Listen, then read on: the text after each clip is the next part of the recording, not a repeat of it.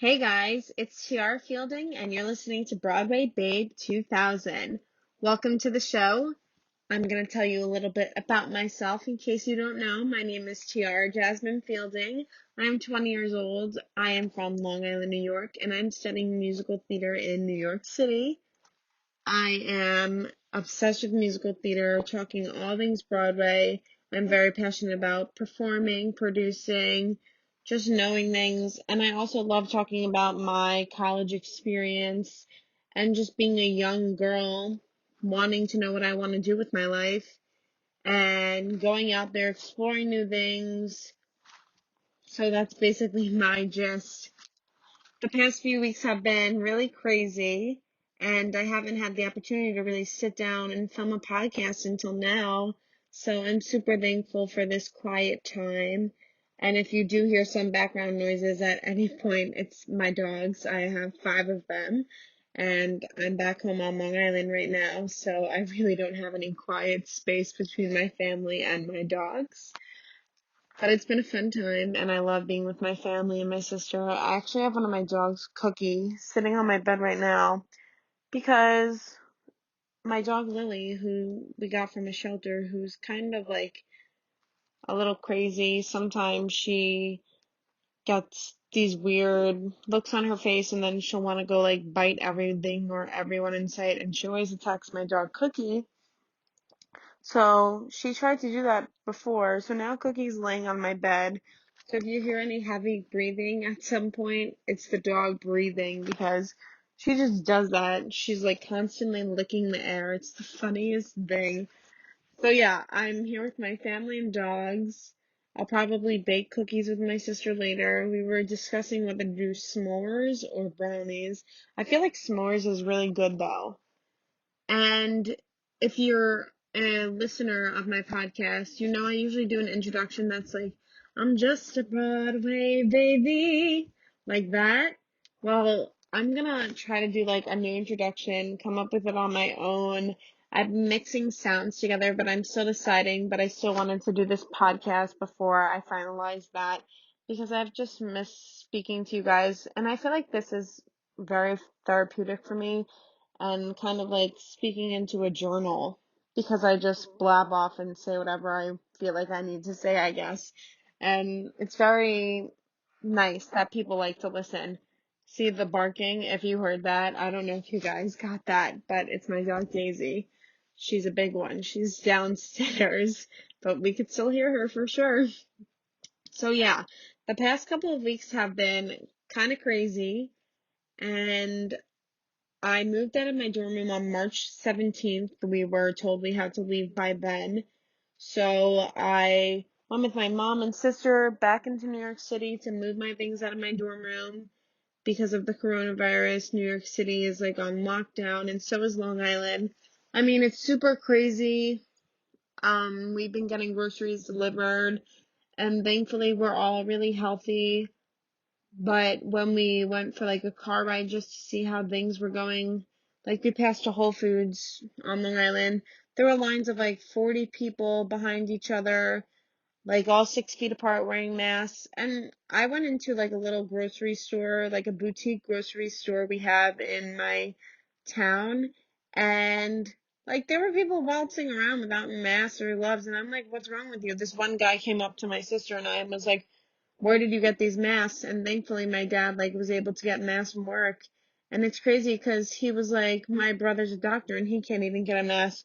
So it's just really crazy what's going on, and I wish everybody lots of health, and I hope everybody's doing well. And if you ever need to talk to someone, there's so many resources that could help you out there during these tough times.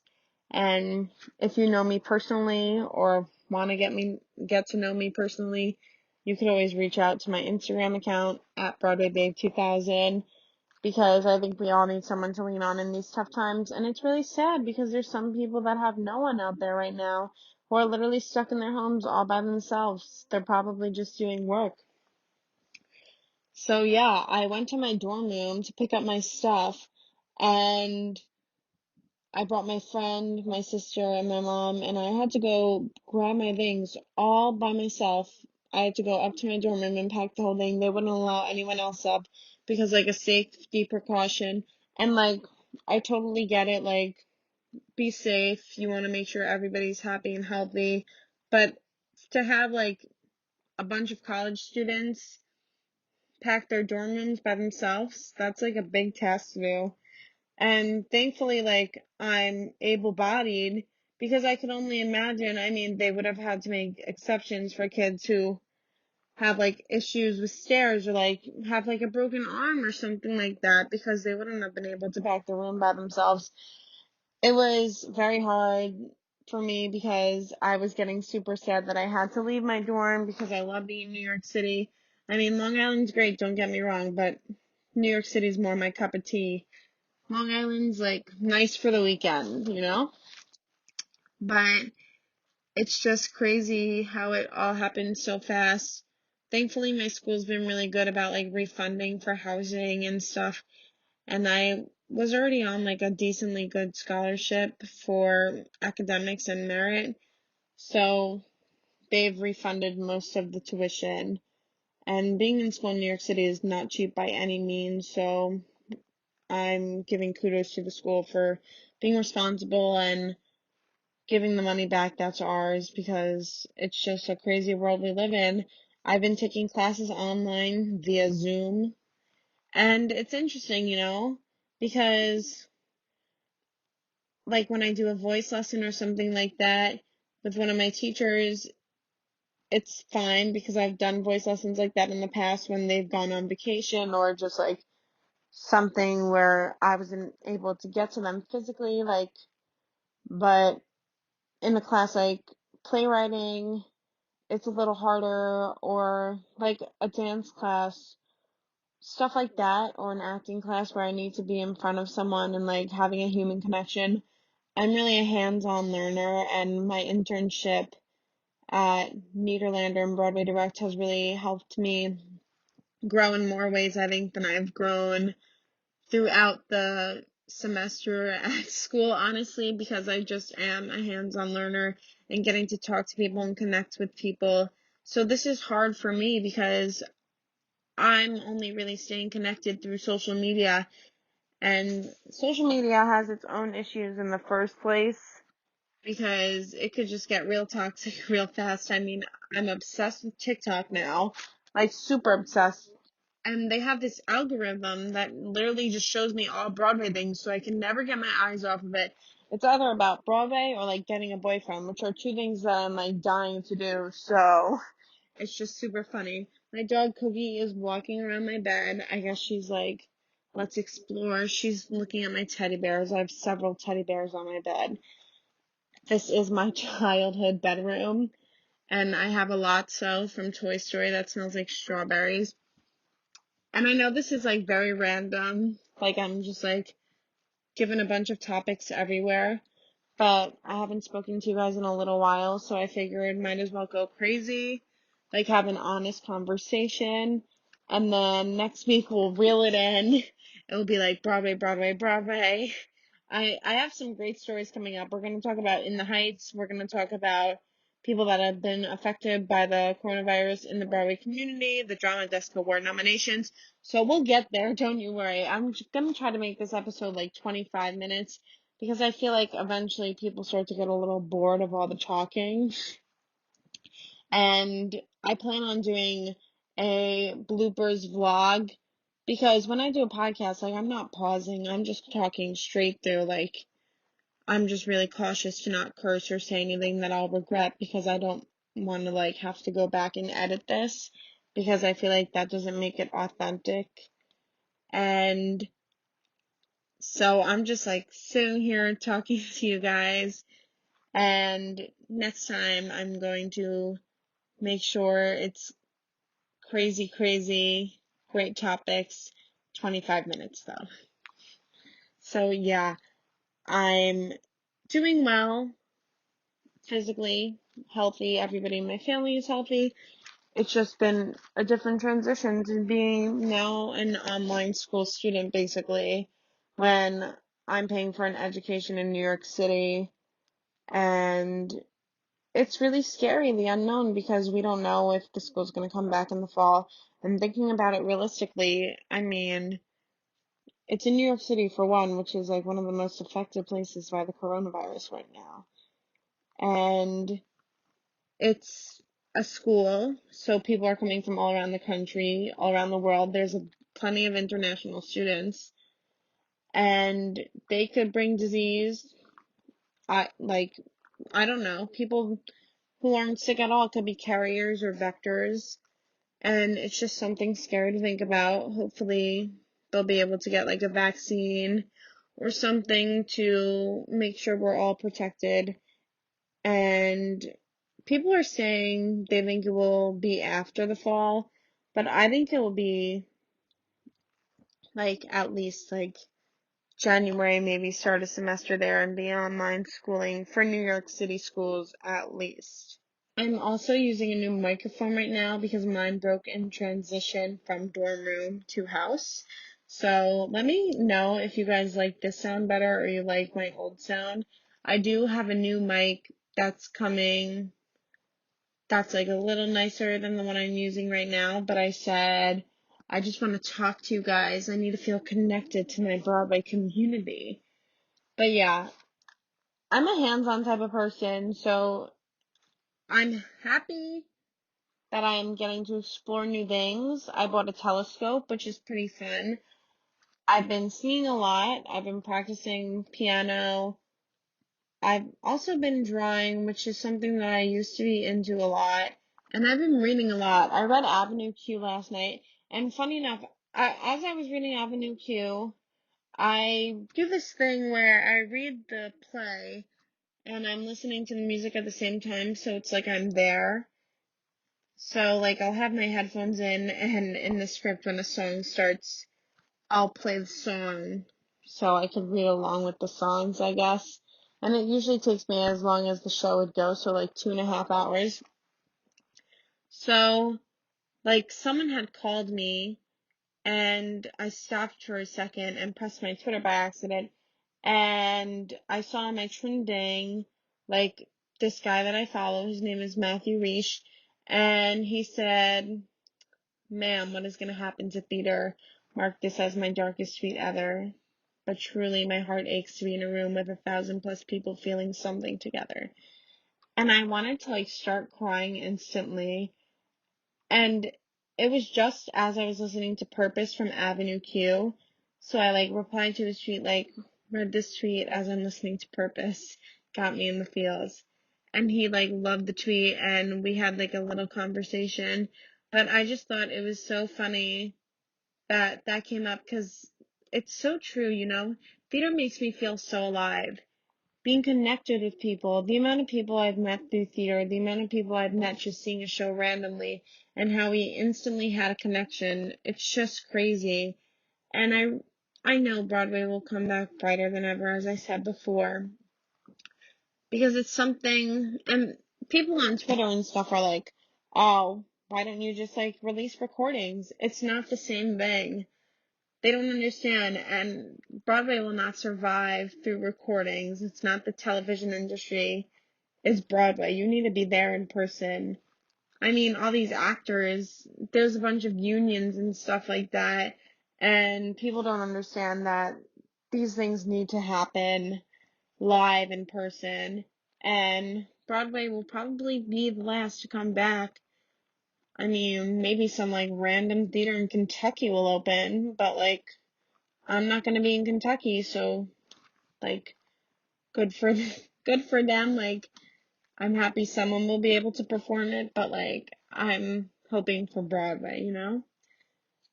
And I just pray for like everybody's health on Broadway. And if you want, you could donate to Broadway Cares Equity Fights AIDS. And if you don't know what that is, by no means am I affiliated with them. I'm affiliated in caring about them. So Broadway Cares Equity Fights AIDS helps men, women, and children across the country and across the street receive life-saving medications, healthcare, nutritious meals, counseling, and emergency financial assistance. And I know that emergency financial assistance is really helping a lot of actors out there right now. And it's not just for actors, it's for like techies, people like that. It's for everybody involved in the theater community. So you guys should really go over there and donate. And I've been watching Seth Rudetsky, Stars in the House, like almost every night. And it's been really awesome how much money he's been able to raise for Broadway Cares Equity Fights AIDS. I watched a play reading with Zachary Quinto and Jesse Tyler Ferguson, Celia Keenan Bolger. It was a great play by the late Terrence McNally, who recently lost his life due to complications of the coronavirus. My prayers go out to his family, and he was just such a light in the Broadway community. So I'm really praying for him. There's a lot of people in the community have been affected by the coronavirus. I mean, it really shows you how this could really affect anyone. Gavin Creel had corona, Sarah Bareilles, Aaron Tveit. Basically, like, almost all the leads in Moulin Rouge had coronavirus because you guys know Broadway is very touchy-feely. People are kissing on stage, they're hugging, they're sweating when they're dancing, they're running around, So it could affect a lot of people, and no one would ever really know until a couple days later, which is the scary. In the Heights has been set to a new release date for summer of 2021. So this is very upsetting to me, obviously, because of the coronavirus. They had to push back the opening and the premiere of In the Heights movie. I'm so excited for this no matter what. I mean, I wish I could just watch it right now. And I know that it's like cut already because I know someone who works for the t-shirt company T Rico that Lin-Manuel Miranda owns, and he got to see it, and I'm so jealous. Now I have to wait till summer 2021, but I guess it's okay because everybody else does too. So it's gonna be amazing. And if you guys don't know, In the Heights, it's a musical about a tight-knit community in Washington Heights. It follows multiple storylines, and it's honestly one of my favorite shows. I wish I was able to see it when I was 7 years old, but it might have been a little appropriate back then for me. I mean, it was at the Richard Rodgers from 2008 to 2011. It won a bunch of awards, and it's just one of my favorites. Breathe, oh my god, that's such a good song. But yeah, you should look out for it. It was supposed to come out June 26th, 2020, but now it will arrive in cinemas June 18th, 2021. I mean, Lynn, I'm waiting. If you want to email it to me, feel free. You can contact me at BroadwayBabe2000 on Instagram. I'm just messing around, you guys. You know what? I did get to do some really cool things before this shut down. I could talk about it. I saw Miss Doubtfire the musical. I saw the first preview on my birthday, March 9th. It was pretty awesome. It's a little scary thinking about it now that I probably was in contact, like, or near people who had been in contact with the coronavirus because I was literally in New York City. I lived in the city. I didn't leave the city till like the 13th, honestly, but it's about like a month and a half later, so I'm okay. But I love Miss Doubtfire. My mom thought it was hysterical, and she wants to go and see it again once it reopens on Broadway. Broadway is set to lift itself on June 7th. By no means do I think that will happen. I mean, I wish it will reopen. But first of all, like, you need to understand that Broadway will take a couple weeks once it finally gets the okay from Governor Cuomo to start actually putting on shows and rehearsing, because there's several shows that were in previews. Some shows have closed. Unfortunately, The Hangman closed, and Who's Afraid of Virginia Woolf closed. Luckily, I got to see The Hangman. I loved it, and I thought it was brilliant. I mean, it was like messed up and dark, but like in the best way possible. I don't know how to really explain it. Like, messed up in a good way. Like, it made you think about life, and I feel like leaving a show thinking about life is the biggest goal for me. And the main actor was just so cute. I'm forgetting his name right now, but he was in Beauty and the Beast, And he played the Beast. Who was the Beast in Beauty and the Beast? Let's see. Who? I have my laptop in front of me. Who was the Beast? His name's on the tip of my tongue. He was also in that movie with the girl from Parks and Rec. Who was Beauty and the Beast? Who was in Beauty and the Beast? It was not Luke Evans. That's not the man's I'm looking for. Who? Oh, I found it. It was Dan Stevens. I mean, he was so cute in The Hangman. I feel bad for Laurie Metcalf and Who's Afraid of Virginia Woolf. I was very excited for that. And hopefully some of these shows will be able to bounce back once Broadway does reopen and they get some rehearsals in. I mean, if anybody's looking for a replacement in any Broadway shows, I am more than willing to step up to the plate, make a girl's dream come true, you know? I mean, that's not too much to ask for. In good news, let's talk about the Drama Desk Award nominations. Unfortunately, the Tonys have been postponed until further notice. They were supposed to take place on June 12th or June 7th, I believe. But the Drama Desk, they had the nominations on Zoom, I believe. And I'm very pleased with these nominations. Some of my favorite off-Broadway shows, including The Wrong Man.